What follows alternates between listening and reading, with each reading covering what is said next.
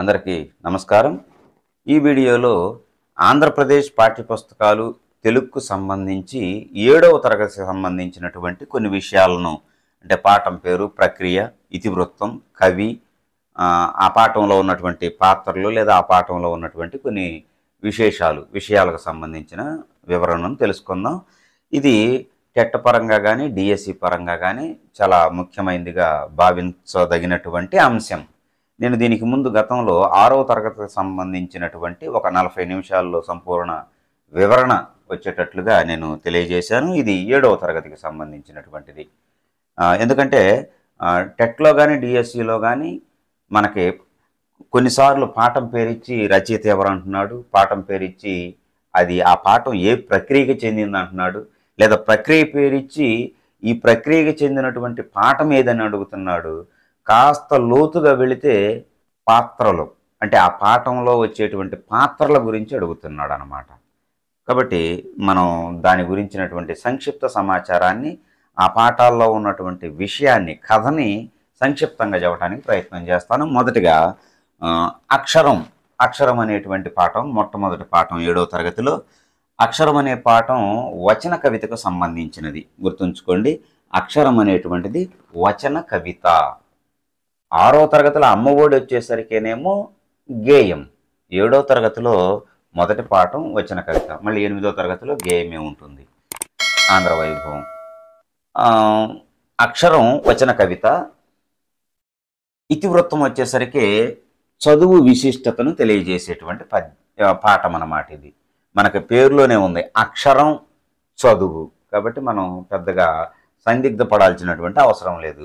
అక్షరం అనేటువంటిది వచన కవిత, గేయమా లేకపోతే నాటకమా ఇలాగ ఇచ్చినప్పుడు కాస్త సందేహపడతాం. గుర్తుంచుకోవాల్సిన విషయం ఏంటంటే అక్షరాలన్నీ కలిపితేనే కదా పదాలు, ఆ పదాలతో ఏర్పడేటువంటి కవితే వచన కవిత. గుర్తుంచుకోండి. రావినూతల ప్రేమకిషోర్ ఈ యొక్క అక్షరం అనేటువంటి పాఠాన్ని, ఆ కవితను రచించిన ఆయన రావినూతల ప్రేమకిషోర్. రావినూతల ప్రేమకిషోర్ అనేటువంటి ఈ కవి ఇతర రచనలు నలుగురు మౌదాం. ఎందుకంటే ఈ కవితలో ఇతర పాత్రలు ఏముండవు. కవి తన తల్లిని స్మరించుకుంటూ చెప్పినటువంటి కవిత అన్నమాట. నలుగురు మౌదాం అనేటువంటి కవి రాసినటువంటి కవితల సంపుటి నుంచి, ఆ కవితా సంపుటి నలుగురు మౌదాం అనేటువంటి కవితా సంపుటి నుంచి పాఠం ఇచ్చాడు. అలాగనే శ్రమవద్గీత, బంగారు నడిచిన బాట, అవి ఆయన రాసినటువంటి కొన్ని రచనలు. అంటే కొన్ని ప్రాముఖ్యమైన రచనలు ఇంకా ఉన్నాయి. ప్రాముఖ్యమైనదిగా భావించి నలుగురు మౌదాం, ఎందుకంటే ఆ నలుగురు మౌదాం అనేటువంటి రచన నుంచే మనకి అక్షరం అనేటువంటి పాఠ్యాంశాన్ని ఇవ్వటం జరిగింది. కాబట్టి మీకు ఇక్కడ గుర్తుంచుకోవటానికి నలుగురు మౌదాం అప్పుడప్పుడు పెద్దలు అంటుంటారు, 4 అక్షరాలన్నా నేర్చుకుంటే బాగుపడతావురా. అక్షరం అనే పాఠ్యాంశం 4 అక్షరాలన్నా నలుగురు మౌదాం, అలా గుర్తుంచుకోవడానికి ప్రయత్నం చేయండి. నలుగురు మౌదాం అనేటువంటి కవితా సంపుటి నుంచి గ్రహించిన పాఠం అక్షరం. అక్షరం అనేటువంటిది వచన కవిత అని చెప్పుకున్నాం కదా, కాస్త ఒక చరణం వినిపిస్తాను. కవి తన తల్లిని స్మరించుకుంటూ చెబుతున్నటువంటి పాఠం అన్నమాట. కవి తల్లి ఇందులో ఉపాధ్యాయురాలుగా మనకు కనిపిస్తుంది. వాస్తవానికి కూడా ఉపాధ్యాయురాలే. నా గుండె గవాక్షరాల్లోనే కాదు, మూసిన నా కనురెప్పలపై కూడా అక్షరాలు కవాతు చేస్తుంటాయి, నిరంతరం నిద్రాభంగం చేస్తుంటాయి. కలలు రాని రాత్రి, అక్షరాలంటని తావు, నా కంటికి ఒంటికి లేవుగా. ఎంతైనా పంతులమ్మ గారి బుజ్జోణ్ణి, ఆ మాత్రం అక్షరానుబంధం ఉండదా మరి అని అంటాడనమాట. పంతులమ్మ గారి బుజ్జోణ్ణి అంటే మా అమ్మగారు టీచరు. చిన్నప్పటి నుంచి నన్ను చదువుతో పాటుగా, అంటే ఆమె చదువు చెబుతూ తన ఒడిలో నన్ను పెంచింది. నేను నిద్రపోయేటప్పుడు అక్షరాల కంబలి కప్పిందేమో అని అంటాడు. అందుకనే నా కంటికి ఒంటికి నిద్ర రాకుండా అక్షరాలే గిర్రున తిరుగుతూ ఉంటాయి అంటాడు అనమాట. అలాంటి మా అమ్మకి అక్షరాన్ని ఇవ్వడం తప్ప మరేమి ఇవ్వగలను అంటాడు చివరిలో. ఇది వచన కవిత అన్నమాట. 2 మాయా కంబళి. మాయా కంబళి జానపద కథ. పేరులోనే ఉంది మాయా కంబళి. కంబళి అంటే దుప్పటి అని అర్థం. మాయా కంబళి అంటే మాయల దుప్పటి. దుప్పటి లేదా రగ్గు అనుకోవచ్చు. మాయల దుప్పటి. మాయల దుప్పటి అసలు మాయ అంటేనే జానపద కథలు. మాయా కంబళి జానపద కథ. ఇందులో మానవ స్వభావం ఇతివృత్తంగా ఉన్నదన్నమాట. మానవ స్వభావం ఇతివృత్తం. రచయిత కలువకొలను సదానంద. కలువకొలను సదానంద గుర్తుంచుకోండి. ఇందులో ప్రధాన పాత్రలు ఆత్మానందుడు, చండీదత్తుడు, చెంచల, విక్రముడు. గుర్తుంచుకోండి, చాలా ముఖ్యమైనది. ఆత్మానందుడు, చండీదత్తుడు, చెంచల, విక్రముడు. మీకు అర్థమవడం కోసం తేలిగ్గా నేను దాంట్లో జరిగినటువంటి కథను తెలియజేస్తాను. ఆత్మానందుడు హిమాలయాల్లో తపస్సు చేస్తున్నటువంటి ఒక ముని. ఆత్మానందుడు ఆయన దగ్గరకు అందరూ ప్రజలంతా వెళ్ళి తమ గోడు వెళ్ళబోసుకుంటూ ఉంటూ వాళ్ళ కష్టాలను నష్టాలను తెలియజేస్తూ ఉంటే ఆయనకు విసుగొచ్చి నా తపస్సును భంగం చేస్తున్నారని ఆయన మంత్రజలం తీసుకొని ఒక కంబళిని తయారు చేసుకుంటాడు. అదే మాయా కంబళి. ఆ కంబళిని కప్పుకోగానే ఆయన ఎవరికి కనిపించడు, కానీ ఆయన మాత్రం అందరూ కనిపిస్తూ ఉంటారు. అది కంబళి ప్రత్యేకత. అలా కొంతకాలం జరుగుతూ ఉంటుంది. ప్రశాంతంగా తపస్సు చేసుకుంటాడు. ఒక ప్రాంతం నుంచి ఇంకో ప్రాంతానికి వెళుతూ ఉన్నప్పుడు ఒక రాయి దాటుతూ ఆయన అటు పక్క ఉన్నటువంటి లోయలోకి డొల్లుకుంటూ పడిపోతాడు. ఆ కంబళి ఆ పక్కనే ఉన్నటువంటి ఇటువైపున ఒక చెట్టు కొమ్మకు ఇరుక్కుంటుంది. ఆ తర్వాత ఆ దారిని వెళుతున్నటువంటి ఒక పాత దుస్తులు అమ్ముకునేటువంటి వ్యాపారి దగ్గరలో ఉన్నటువంటి శోభావతి నగరంలో సంత జరుగుతూ ఉంటే ఆ నగరానికి వెళ్ళి బట్టలు అమ్ముకోవటానికి వెళుతూ ఆ చెట్టుకు ఇరుక్కున్నటువంటి ఆ కంబళను కూడా తీసుకొని తన వస్త్రాల్లోనే పెట్టుకొని తీసుకొని వెళ్ళిపోతాడు. అక్కడికి వెళ్ళిన తర్వాత దాన్ని చలితో వణుకుతున్నటువంటి ఒక వృద్ధుడు ఆ కంబళని కొంత ధర ఇచ్చి కొనుక్కుంటాడు. చలికి ఆగలేక ఆ కంబళని కప్పుకుంటాడు. ఆ సంతలో అందరూ చూస్తూ ఉండగానే కంబళని కప్పుకున్న ఆ భిక్షగాడు, వృద్ధుడైనటువంటి ఆ భిక్షగాడు అదృశ్యమవుతాడు. అంతే, అందరూ ఆశ్చర్యపోతారు. ఇదేదో అద్భుతంగా ఉంది. ఆ భిక్షగాడిని ఎలాగైనా పట్టుకొని ఆ కంబళను మనం సంపాదించుకోగలిగితే అది కప్పుకొని దొంగతనాలు, దౌర్జన్యాలు ఏమైనా చేయొచ్చు అని చెప్పేసి మొత్తానికి వెతకటం ప్రారంభిస్తారు. కంబళ తీసేస్తే అతను చంపుతారు. కంబళి ఉంటేనేమో ఎవరు భిక్షమయ్యరు. కాబట్టి ఇది నాకేమాత్రం ఉపయోగం లేదని ఆ శోభావతి నగరాన్ని పరిపాలించే రాజు చండీదత్తుడు. గుర్తుంచుకోండి, శోభావతి నగరాన్ని పరిపాలించే రాజు చండీదత్తుని దగ్గరకు వెళ్ళి విన్నవించుకొని తన దగ్గర ఉన్నటువంటి కంబళని చండీదత్తుడికి అప్పగిస్తాడు. చండీదత్తుడికి అప్పగించేసరికి ఈలోపు ఆత్మానందుడు తెలుసుకొని తన కంబళి రాజు దగ్గర ఉందని తెలుసుకొని రాజు దగ్గరకు వచ్చి, రాజా ఆ కంబళి నాకు ఇవ్వంటాడు. లేదు లేదు, చండీదత్తుడు అంటాడు, ఈ నగరంలో నా రాజ్యంలో దొంగతనాలు విపరీతమయ్యాయి. నేను ఈ కంబళిని ఉపయోగించుకొని దొంగతనాలను అరికడతాను, వాళ్ళని పట్టుకుంటాను అంటాడు. మేలు కంటే కీడు ఎక్కువ జరిగింది రాజా, ఆ కంబళి నాకు ఇవ్వంటాడు ఆత్మానందుడు.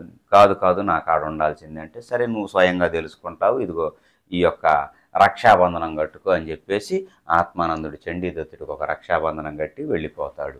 కొంతకాలం అయిన తర్వాత చెంచల, గుర్తుంచుకోండి, చంచలమైందనమాట. చెంచల రాజు దగ్గర ఉండేటువంటి ఒక నాట్యగత్తె, అంటే నృత్యకారిణి అనమాట.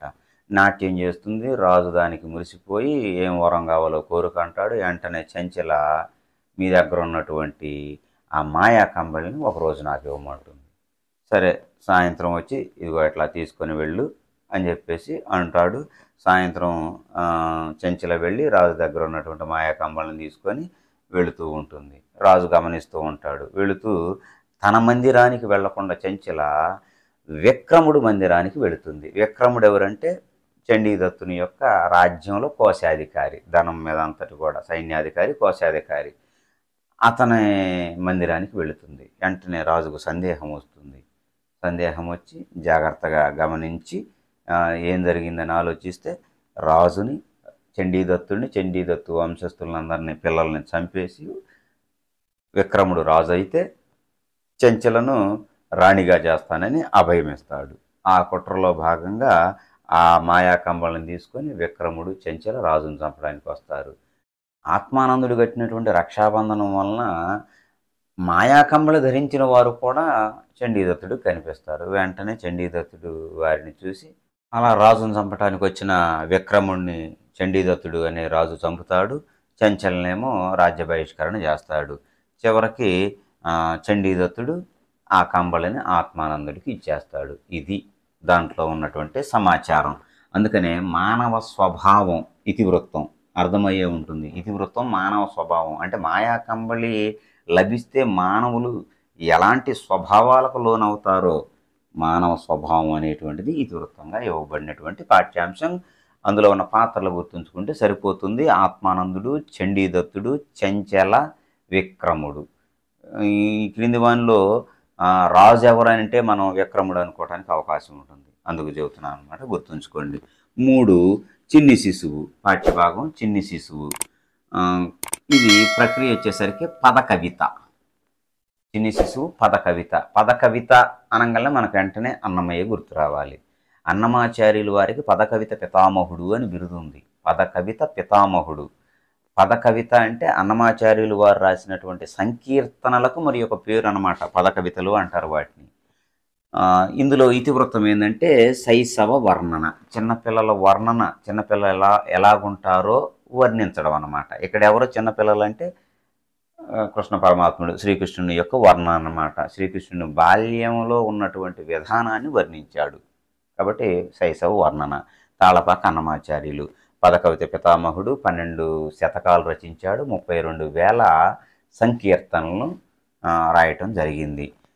అలాగనే ద్విపద రామాయణాన్ని కూడా రచించారు. ద్విపద రామాయణం గోన బుద్ధారెడ్డి ద్విపద రామాయణాన్ని ఎలాగ రచించారో అన్నమాచార్యులు కూడా ద్విపద రామాయణాన్ని రచించారు. నేను ఒక పల్లవి పాడతాను, గమనించండి. పల్లవి ఒక చరణం. ఎందుకంటే అది మీకు పదకవిత అన్నాడు కదా, పేరుకు పదకవితే. దాన్ని పదకవిత అంటే ఇక్కడ గేయం అని అర్థం. అది ఒక జాగ్రత్తగా గుర్తుపెట్టుకోండి. పాడుకోవటానికి అన్నమాచార్యుల కీర్తనలన్నీ కూడా పాడుకునేవే కదా, కానీ పదకవిత అనే పేరుతో ఉపయోగించడం జరిగింది. మీకు అది ఒకసారి వినిపిస్తాను. చిన్ని శిశువు చిన్ని శిశువు చిన్ని శిశువు చిన్ని శిశువు ఎన్నడున్ చూడమమ్మ ఇటువంటి శిశువు చిన్ని శిశువు చిన్ని శిశువు చిన్ని శిశువు చిన్ని శిశువు తోయంపు కురుల తోడ తూగేటి శిరసు తోయంపు కురుల తోడ తూగేటి శిరసు చింతకాయల వంటి జడల గముల తోడా తోయంపు కురుల తోడ తూగేటి శిరసు చింతకాయల వంటి జడల గముల తోడా మ్రోయుచున్న కనకపు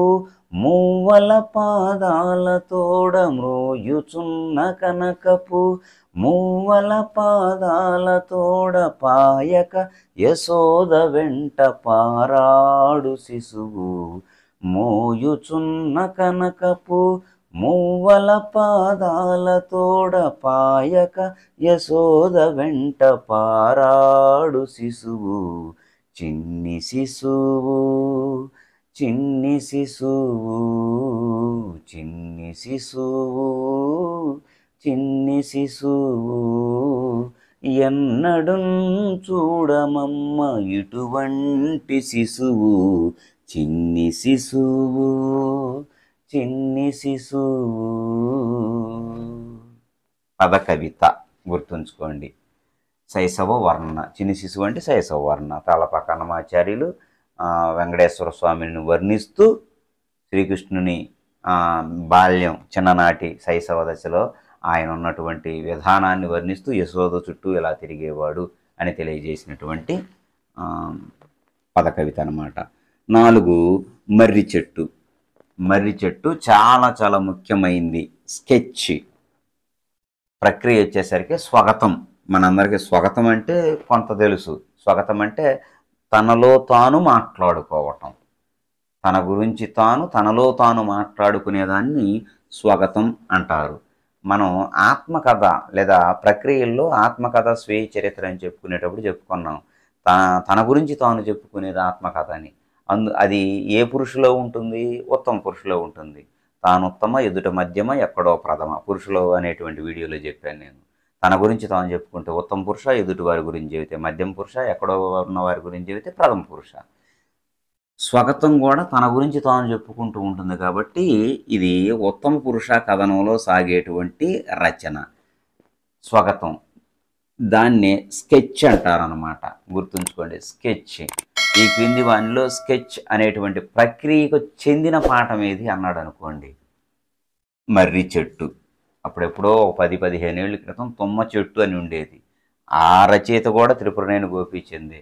మాకు ఉన్నాయి స్వగతాలు, ఆ బ్రాకెట్లో రాశాను, మాకు ఉన్నాయి స్వగతాలని. మర్రి చెట్టు, తుమ్మ చెట్టు ఇలాంటి జంతు జాతికి సంబంధించినవి తమలో తాము మాట్లాడుకుంటే ఎలా ఉంటుందో రాసేటువంటిది అనమాట స్వగతం. ఇది సహానుభూతి, అనుభూతి చెందటం, సహానుభూతి. కవి త్రిపురనేని గోపీచంద్, త్రిపురనేని రామస్వామి చౌదరి యొక్క కుమారుడు త్రిపురనేని గోపీచంద్. ఇందులో పాత్రలు వచ్చేసరికి మర్రి చెట్టు మరియు నరసింహులు, ఇద్దరే. మర్రి చెట్టు మరియు నరసింహులు. గుర్తుంచుకోండి, నరసింహులు అనేటువంటి పాత్ర వస్తుంది. ఈ మర్రి చెట్టు నరికించింది నరసింహులేనమాట. మీకు సంక్షిప్తంగా చెప్పాలంటే మర్రి చెట్టు తనలో తాను అనుకుంటుందన్నమాట, నేను నన్ను పోషించడానికి పెద్ద ఎరువులు అవసరం లేదు, పెద్ద కంచె కట్టాల్సిన పని లేదు, ఏమి లేదు. ఏదో కాకి మర్రి విత్తనాన్ని తిని అలా వెళుతూ రెట్ట వేస్తే దాని నుంచి నేను అందులో ఉన్నటువంటి ఒక చిన్న విత్తనముగా ఉండి నేను మహావృక్షాన్ని ఎదుగుతాను. నాకు భూమిలో సారం సరిపోతుంది, పక్కనే ఉన్న చెరువులో నీళ్లు సరిపోతాయి అని చెబుతూ, పట్టణంలో ఉన్న క్లబ్బులకి నాకు పెద్ద వ్యత్యాసం లేదు. క్లబ్బులకి ఏమో డబ్బులు ఇచ్చి వెళతారు, అక్కడ ఫ్యాన్లు ఉంటాయి, నేను చల్లటి గాలిని ఇస్తాను, అక్కడ ఆటలాడతారు.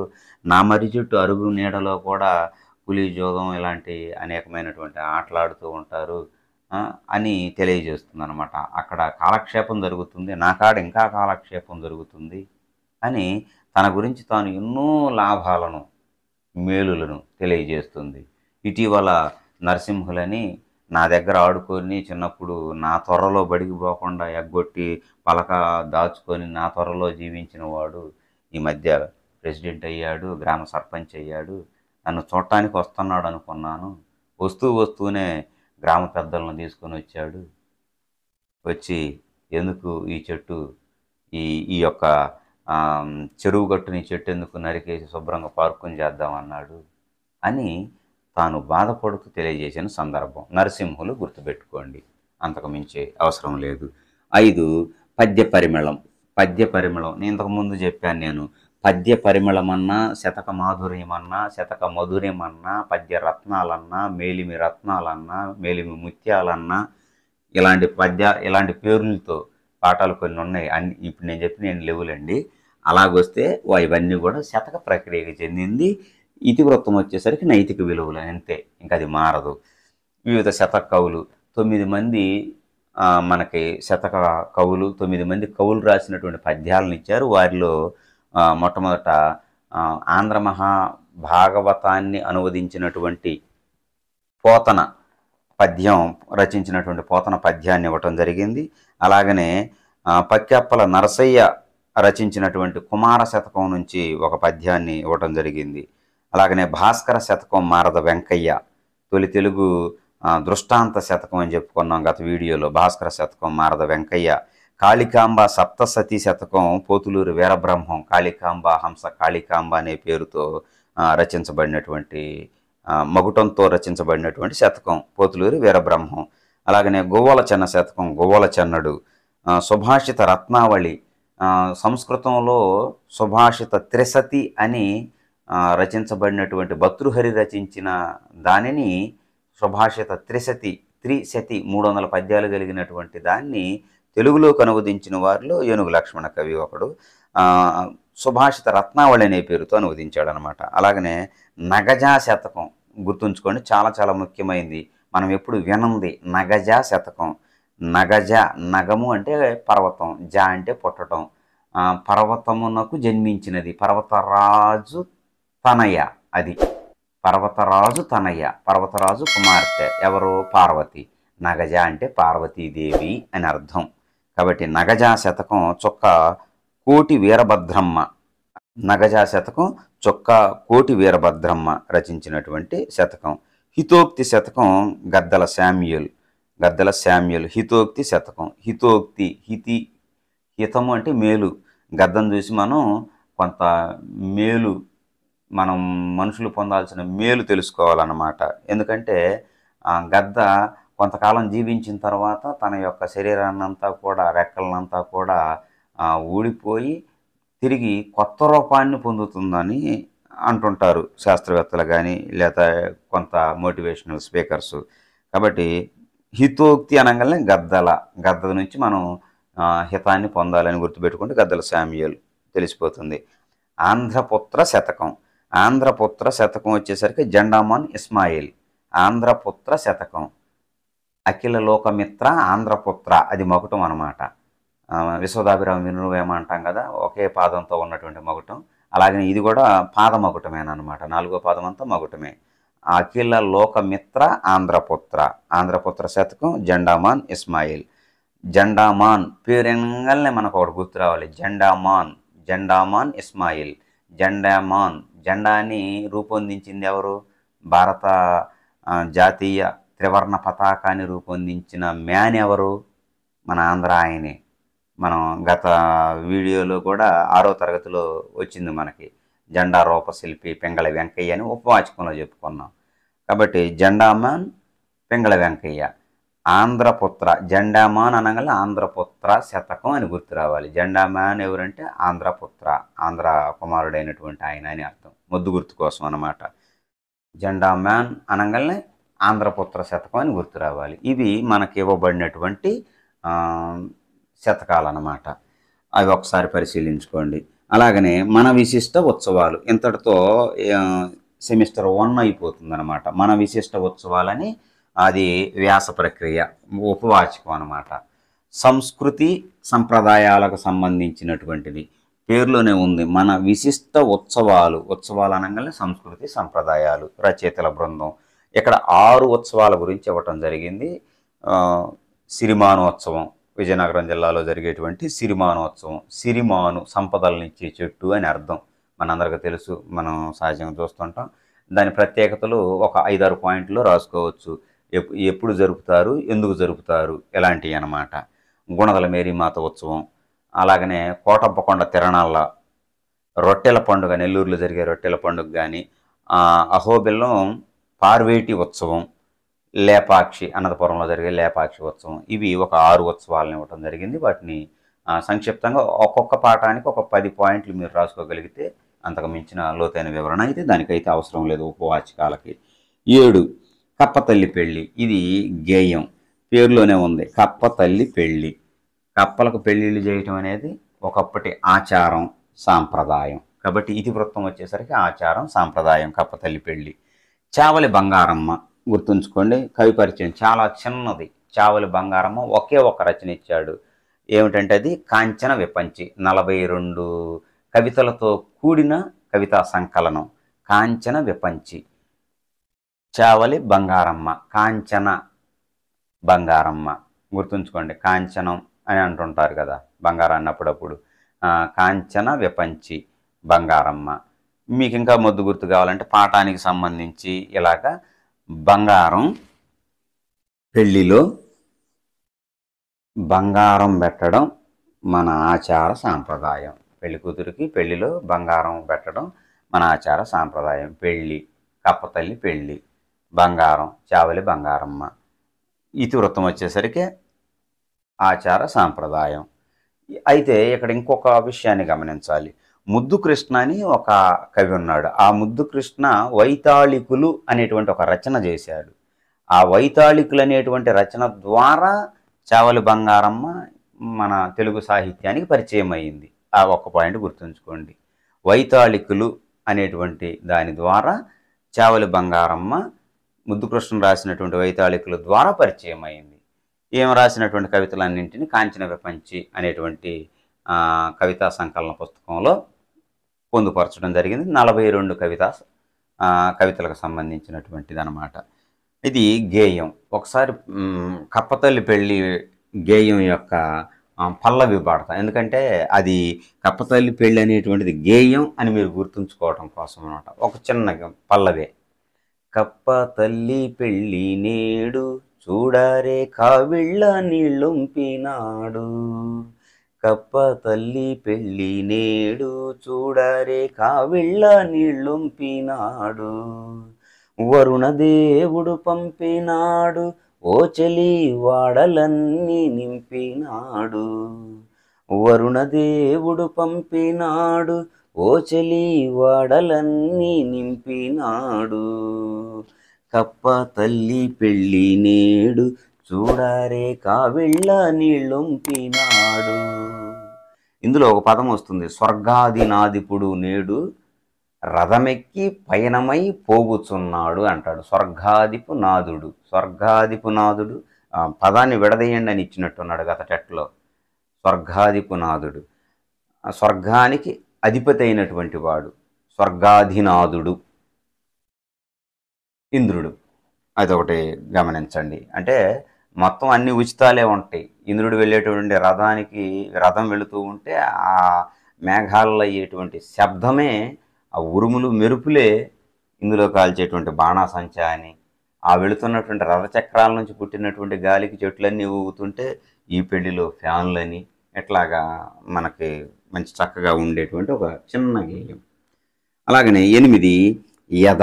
యద అంటే మనందరికీ తెలుసు కదా, హృదయం అని అర్థం. యద యద అనేటువంటి పాఠంలో నుంచి గతంలో ఒక ప్రశ్న కూడా ఇవ్వటం జరిగింది. ధిటవు అనే పదానికి వికృతి పదం ఏమిటి అని అడిగాడు అనమాట. అది గుర్తుంచుకోండి. యద పాఠ్యాంశం. ఇది ఒక కథానిక. యద అనేటువంటిది ఒక కథానిక. ప్రక్రియ వచ్చేసరికి కథానిక. ఆశావాహ దృక్పథం, ఆశతో ఎదురు చూడటం, తన హృదయంతో ఆశతో ఎదురు చూడటం అన్నమాట ఆశావాద దృక్పథం. బోనం నాగభూషణం మోస్ట్ ఇంపార్టెంట్. గతంలో 2 సార్లు అడిగాడు టెట్కు సంబంధించి. బోనం నాగభూషణం కలం పేరు అడిగాడు అనమాట. అందుకే నేను కూడా కలం పేర్లు రాయటం జరిగింది. బోనం నాగభూషణం. ఇందులో వచ్చేటువంటి పాత్రలు పోలమ్మ, ఒక్కటే పాత్ర పోలమ్మ. పోలమ్మకి 2 పిల్లలు, తల్లిదండ్రులు ఉన్నారు, వాళ్ళు చనిపోయారని ప్రస్తావిస్తుంది. పోలమ్మ సంక్షిప్తంగా చెప్పాలంటే గిరిజన ప్రాంతం. యద అనేటువంటి పాఠ్యాంశంలో పోలమ్మ కుటుంబం గిరిజన ప్రాంతం. గిరిజన ప్రాంతం అంటే కొండల్లో ఎక్కడో చిన్న గుడిసెలు కట్టుకొని చక్కగా స్వచ్ఛమైనటువంటి గాలి, స్వచ్ఛమైనటువంటి వాతావరణంలో మంచి ఆహారం తీసుకుంటూ జీవిస్తున్నటువంటి వారికి నాగరికత అనే పేరుతో అడవులను నరికేస్తూ అక్కడికి రోడ్లు నిర్మించి, అక్కడికి వైద్యశాలని, లేకపోతే వారికి పంట భూములు ఇస్తామని చెప్పేసి ఉన్న చెట్లు నరికేసి కాలుష్యం చేశారు, రోడ్లు వేశారు, ఆఫీసులు పెట్టారు. ఆ ఆఫీసులు పెట్టినప్పుడు ఆ ఆఫీసులు నడపడానికి వచ్చినటువంటి ఒక ఆయనే నాకు భర్తగా కూడా అయ్యాడు. తర్వాత నిన్ను పట్టణానికి తీసుకెళ్తానన్నాడు. ఈలోపు 2 పిల్లలు జన్మించారు. వారైతే మళ్ళీ నన్ను వచ్చి తీసుకెళ్ళింది లేదు. ఈలోపు తల్లిదండ్రులు కాలధర్మం చేశారు. అక్కడ వచ్చినటువంటి దోమలతో కూడినటువంటి జబ్బుల వల్ల అలాగా నేను 2 పిల్లలను సాక్కుంటూ నా స్వయం కృషితో నేను జీవిస్తూ ఉన్నాను. ఒకప్పుడు నేను చదువుకోలేదు, గేదెలు కాసుకుంటూ ఉండేదాన్ని. కానీ నా పిల్లలు ఇప్పుడు దీపం వెలుగులో 2 చదువుకుంటున్నారు. చదువుతూ ఆ పుస్తకాల మీదే పండుకొని నిద్రపోతున్నారు అని మనసులో అనుకుంటూ నేను పొలంలో కొన్ని విత్తనాలు వేశాను. ఇంతవరకు గంగతల్లి వర్షం కురిపించలేదు. గంగతల్లి నేల తల్లిని ముద్దాడుతాదో లేదో. అది ఈయన విజయనగరం జిల్లా వాసి. అందులో కొంత విజయనగరం మాండలికం కూడా మనకి కనిపిస్తుంది అనమాట. అక్కడ ఇవ్వలేదు కానీ గుర్తు చేస్తున్నాను అనమాట. కొన్ని పదాలు కనిపిస్తూ ఉంటుంది. అలా పోలమ్మ బాధపడుతూ ఉంటుంది. ఆ గోంగూర ఆకులు, గోగాకులన్నీ వడబడిపోయి ఉన్నాయి. రేపైనా వర్షం కురుస్తుందో కురవదో అని అలా అనుకుంటూ నిద్రపోతూ ఉంటుంది. తెల్లారుతుంది. ఆమె నిద్రలోనే ఉంటుంది. పిల్లలు నిద్రలేసి అమ్మ బయటకు రా, చూడు ఎన్ని నీళ్ళు, వర్షం పడింది అంటుంది. పొలానికి పరిగెడుతుంది. పొలానికి పరిగెట్టగానే అప్పటి వరకు ఆ మట్టి పెడ్డల్లో ఉన్నటువంటి విత్తనాలు చిగుర్చి మొలకలెత్తుతాయి. తన యద ఉప్పొంగుతుందన్నమాట. అది పాఠ్యాంశం యొక్క సంక్షిప్త సమాచారం. గుర్తుంచుకోండి. పోలమ్మ పొలంలో విత్తనాలు వేసింది. పోలమ్మ పొలంలో విత్తనాలు వేసింది. అవి రాకపోయేసరికి మొలకలు ఎంతో బాధపడింది. వర్షం వచ్చి మొలకెత్తంగానే తన యథ సంతృప్తితో నిండింది. సారాంశం అది. బోనం నాగభూషణం. నాగభూషణం, నాగుపాములు భూషణంగా కలిగిన వాడని అర్థం శివుడు. అంటే ఈ పేరుకి అర్థం చెబుతున్నాను. ఎందుకంటే ఈయన 2 కలం పేర్లతో రచనలు రాశారు. ఒకటి భూషణం, అర్థమైపోతుంది, నాగభూషణం పేరులోనే ఉంది కాబట్టి భూషణం. రెండోది శూలపాణి, అక్కడ రాశాను నేను. శూలపాణి, ఆయన 2వ కలం పేరు శూలపాణి. శూలము త్రిశూలం, పాణి అంటే చెయ్యి. శూలపాణి అంటే శూలము పాణి యందు గలవాడు, త్రిశూలం పాణి యందు గలవాడు శివుడే. నాగభూషణుడు అన్నా శివుడే, శూలపాణి అన్నా శివుడే. నేను ఇంతకుముందు కొన్ని సందర్భాల్లో తెలియజేశాను. కలం పేర్లు అని ఒక ప్రత్యేక వీడియో చేసిన దాంట్లో కాస్త వివరించాను. ఇది 9 హితోక్తులు. పేరులోనే ఉంది. హితము అంటే మేలు, ఉక్తి అంటే మాట, మేలు చేకూర్చేటువంటి మాటలు అని అర్థం హితోక్తులు. ఇది అనువాదం ప్రక్రియ వచ్చేసరికి అనువాదం. 7వ తరగతిలో అనువాదం ఎక్కడా లేదు. ఇది అనువాదం అనేటువంటి ప్రక్రియకి చెందింది. ఇందాక కథ కదా, మీకు అర్థమయ్యే ఉంటుంది. కథ చాలా యథ అనేటువంటిది కథ. ఇది అనువాదం నైతిక విలువలు. శతకం నైతిక విలువలే ఎక్కడ ఇచ్చినా సరే. ఇది కూడా నైతిక విలువలకు సంబంధించింది. పేరులోనే ఉంది. హితోక్తులు, హితం అంటే మేలు, నైతిక విలువలకు సంబంధించినటువంటిది అని అర్థం. రాళ్లపల్లి అనంతకృష్ణ శర్మ, గమనించండి, చాలా ప్రసిద్ధ రచయిత రాళ్లపల్లి అనంతకృష్ణ శర్మ. ఈయన ఇందులో పాత్రలు ఏమి రావు కాబట్టి ఆయన ఒక 3 ప్రసిద్ధమైన రచనలు రాశాను. సారస్వత లోకము మోస్ట్ ఇంపార్టెంట్, సారస్వత లోకము. అలాగనే అన్నమాచార్య కృతుల స్వరకల్పన. అన్నమాచార్య 32,000 సంకీర్తనలు రాశాడు. వాటిని కృతులు అని కూడా అంటారు. వాటిని మనం పద కవితలు అని చెప్పుకున్నాం. ఆ పద కవితలకు, కృతులకు, అన్నమాచార్యులు రాసినటువంటి ఆ కృతులకు స్వరాలు కల్పించాడు. సప్తస్వరాలు అంటాం కదా సంగీతం అంటే. మనం ఒకటి గుర్తుపెట్టుకోవాలి, ఈయన కాస్త సంగీత పరిజ్ఞానం కలిగిన వాడు, మంచి మ్యూజిక్ సెన్స్ అన్నమాట, సంగీత ప్రావీణ్యం కలిగిన వాడు. అందుకని బిరుదుల్లో కూడా 2 సంగీత సంబంధమైనవి ఉన్నాయి. గుర్తుంచుకుంటారని నేను ఆ 2 రాశా. గాన కళా సింధు, సంగీత కళా రత్న. గాన కళా సింధు, సంగీత కళారత్న. గాన కళా సింధు, గుర్తుంచుకోండి, 2 బిరుదులు. సంగీతంతో సంబంధం ఉన్నటువంటి వ్యక్తి.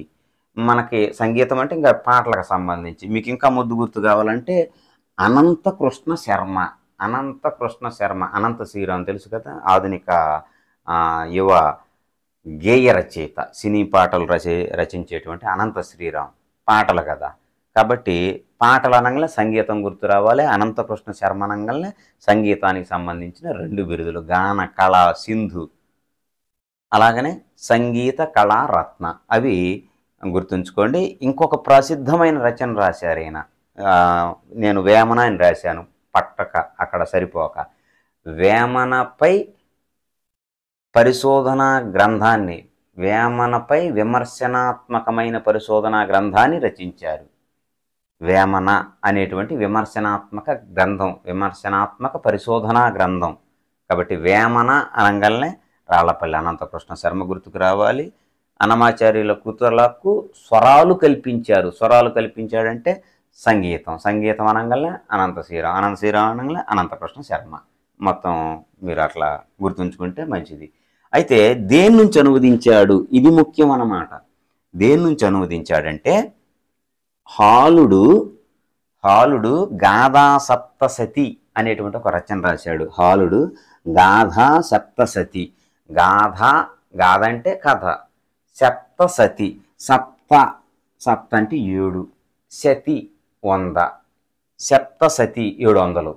హాలుడు రాసినటువంటి 700 గాథలు కలిగినటువంటి ఒక పుస్తకాన్ని ప్రాకృత భాషలో రాశాడు. మనకి అక్కడ కవి పరిచయంలో ఇవ్వటం జరిగింది. ప్రాకృత భాష గుర్తుంచుకోండి.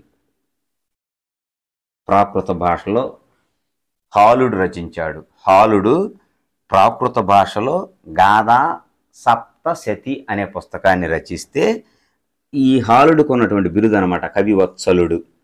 కవివత్సలుడు బిరుదు ఎవరికి కలదు అని అడగొచ్చు, లేదా హాలుని యొక్క బిరుదు ఏమిటి అని అడగొచ్చు. హాలుడు కవివత్సలుడు, గుర్తుంచుకోండి.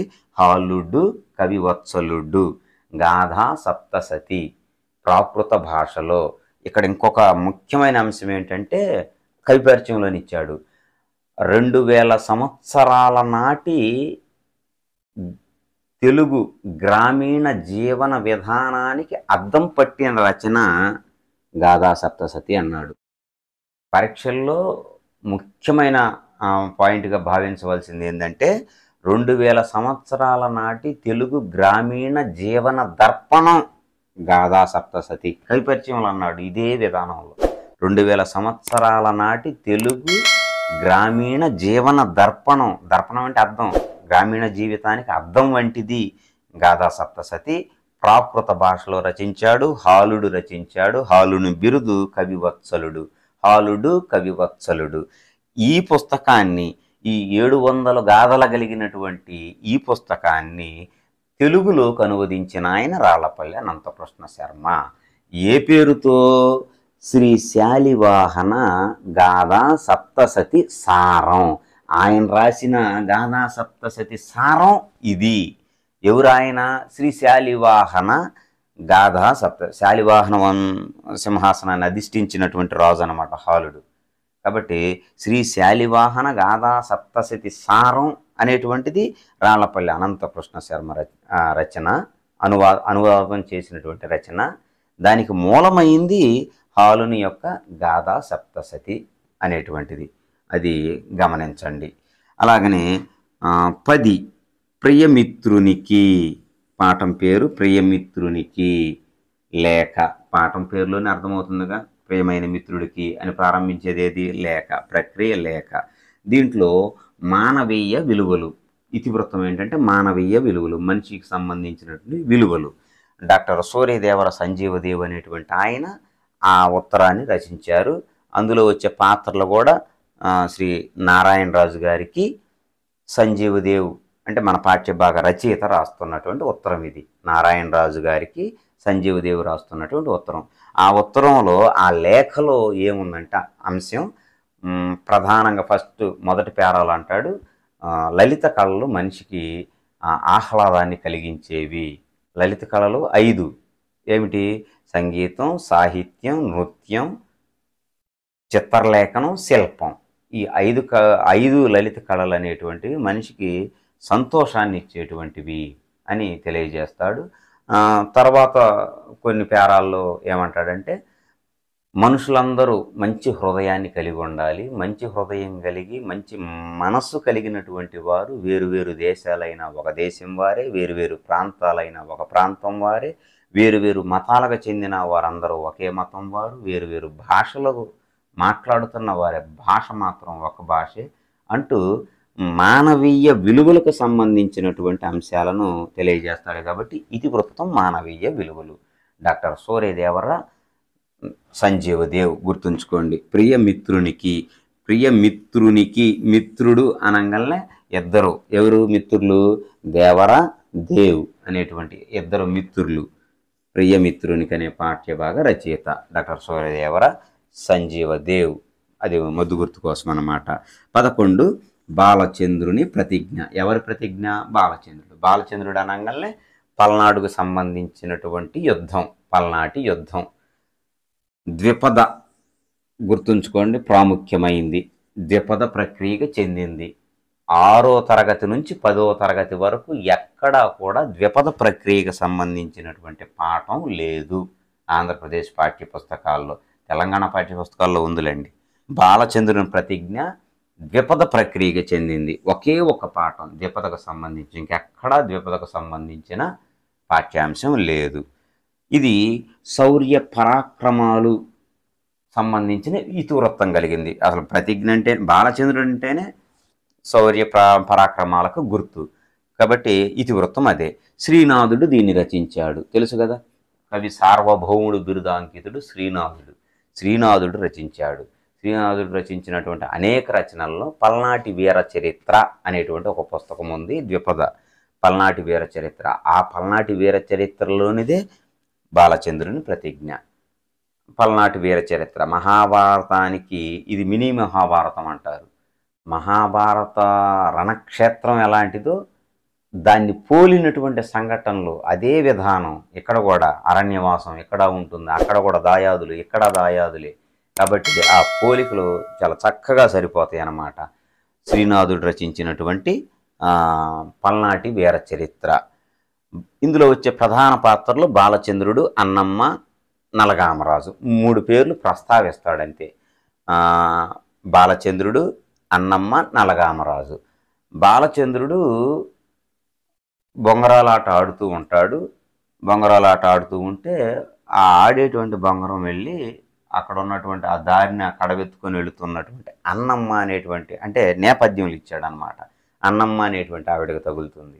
తగిలినప్పుడు వెంటనే ఆమె కోపంతో, ఇంత వయసు వచ్చింది ఇంకా ఆటలాడుతున్నావు, నువ్వు గొప్ప వీరుడు అనుకుంటున్నావా, పరాక్రమవంతుడు అనుకుంటున్నావా, నీ పరాక్రమం ఏదో, నీ శక్తి సామర్థ్యాలు, శౌర్య పరాక్రమాలు ఏదో, మీ నాన్న యుద్ధానికి వెళ్ళాడు కాబట్టి అక్కడికి వెళ్ళి మీ నాన్నతో పాటు నువ్వు కూడా యుద్ధం చెయ్యంటే, అప్పుడు ఇంటికి వచ్చి తల్లి దగ్గర ఆశీర్వాదం తీసుకొని, అమ్మ నేను యుద్ధానికి బయలుదేరుతున్నాను, నలగామరాజును సంహరించిగా నేను రాను, యుద్ధం జరిగేటప్పుడు నేను ఎలా పోరాడతానంటే రాక్షసులను సంహరించినటువంటి రాముడి వలె పోరాడతాను, లంకను దహించినటువంటి హనుమంతుడి వలె విజృంభిస్తాను, గాంధీవాన్ని ధరించి కౌరవ సేనను అతలాకుతలం చేసిన అర్జును వలె విజృంభిస్తాను, పాండవుల్లో భీముళ్లాగా ఉంటాను. ఇలాగా కొన్ని పోలికలు చెబుతూ సాగేటువంటి రచన. గుర్తుంచుకోండి, బాలచంద్రుడు, అన్నమ్మ, నలగామరాజు. అది బాలచంద్రుని ప్రతిజ్ఞ. పేరులోనే ఉంది బాలచంద్రుని ప్రతిజ్ఞ. ఇది శౌర్య పరాక్రమాలు ఇతివృత్తంగా కలిగినటువంటి ద్విపద రచన. E3S1 అని చెప్పాను. ఇంద్రగణాలు 3, సూర్యగణం 1 ఉండేటువంటి ఛందస్సు కలిగినటువంటి ప్రక్రియ ద్విపద. దాన్ని డబల్ చేస్తే శేషం E6S2 అనమాట. సరే, అది ఇంకొక వీడియోలో నేను ప్రస్తావిస్తాను. 12 స్ఫూర్తి ప్రదాతలు. ఇది ఉపవాచకం. ఇక్కడ మన విశిష్ట ఉత్సవాలని ఒక ఉపవాచకం ఇచ్చాడు ఫస్ట్ సెమిస్టర్లో, మొదటి సెమిస్టర్లో. రెండవ సెమిస్టర్లో 12వ పాఠంగా స్ఫూర్తి ప్రదాతలని ఇచ్చాడు. స్ఫూర్తిని కలిగించే ప్రదాతలు. వ్యాసం. స్ఫూర్తి సామాజిక సేవ, స్ఫూర్తికి సంబంధించి సామాజిక సేవకు సంబంధించినటువంటి ఇతివృత్తం. కొంతమంది రచయితలు రాశారు కాబట్టి రచయితల బృందం అన్నాడు. ఇక్కడ 6 వ్యక్తులను ప్రస్తావించడం జరిగింది. డొక్కా సీతమ్మ, అపర అన్నపూర్ణగా కీర్తించబడిన, నిత్య అన్నదానం చేసినటువంటి గొప్ప వ్యక్తి డొక్కా సీతమ్మ. ఆంధ్రప్రదేశ్లో ప్రస్తుతం ఆమె పేరుతోనే డొక్కా సీతమ్మ మధ్యాహ్న భోజన పథకం అమలవుతుందన్నమాట. గాడిచర్ల హరిసర్వోత్తమరావు, ఆంధ్ర తిలక్ బిరుదాంకితులు గాడిచర్ల హరిసర్వోత్తమరావు అనేటువంటి ఆయన. అలాగనే కోడి రామ్మూర్తి నాయుడు. బ్రిటిష్ అధికారి అడుగుతాడు అనమాట, నువ్వు ఇంత పరాక్రమవంతుడివి, నేను చూద్దాం అనుకున్నాను, నా కళ్ళారా చూశాను, చాలా భలే, నువ్వు వీరుడివి, ధీరుడివి, నువ్వు ఎంత శక్తి సామర్థ్యాలతో ఉండడానికి నీ ఆహార నియమాలు ఏంటి, కోడి మాంసం ఏమన్నా, నువ్వు మాంసాహారాన్ని భుజిస్తావా అని అడిగినప్పుడు పేరులో కోడి ఉంది కానీ నేను తినేది శాకాహారం అని జవాబు బదులిస్తాడనమాట కోడి రామ్మూర్తి నాయుడు. అలాగనే 4 ఉమర్ అలీషా. ఉమర్ అలీషా గారి గురించినటువంటి ఆయన రచించినటువంటి ఒక పాఠ్యాంశం ఉంటుంది, బహుముఖ ప్రజ్ఞాశాలి ఉమర్ అలీషా. అది ఇక్కడ ఇచ్చినటువంటి శీర్షిక. 10వ తరగతిలో, అంటే కొత్త పాఠ్యపుస్తకం, పాతది కాదు, ఈ సంవత్సరం నుంచి అమలవుతున్న కొత్త పాఠ్యపుస్తకంలో జలియన్ వాలాబాగ్ అని ఒక పాఠం ఉంది పద్య రూపంలో. ఈయన రచించినటువంటిదే ఉమర్ అలీషా. అలాగనే బాలు, ఎస్పి బాలసుబ్రహ్మణ్యం, అభినవ గాన గంధర్వుడు బాలసుబ్రహ్మణ్యం. అలాగనే భారత స్కౌట్స్ అండ్ గైడ్స్కు సంబంధించినటువంటి సంక్షిప్త వివరణ, అంటే స్కౌట్ యొక్క లక్ష్యాలు ఏంటి, స్కౌట్ మోటో ఏంటి, స్కౌట్ విధానం ఏంటి అనేటువంటిది. ఎందుకంటే చక్కగా ఉంటుంది. నేను కూడా తెలుగు మాస్టర్ని, స్కౌట్ మాస్టర్ని కూడా, అందుకని తెలియజేస్తున్నా. సరే, ఇది సంక్షిప్తమైన వివరణ. కాస్త జాగ్రత్తగా గమనించి వీలైనంత వరకు మీరు ఒక చక్కని అవగాహనకు వస్తారని ఆశిస్తూ మరి ఒక వీడియోలో మళ్ళా కలుద్దాం. ధన్యవాదాలు.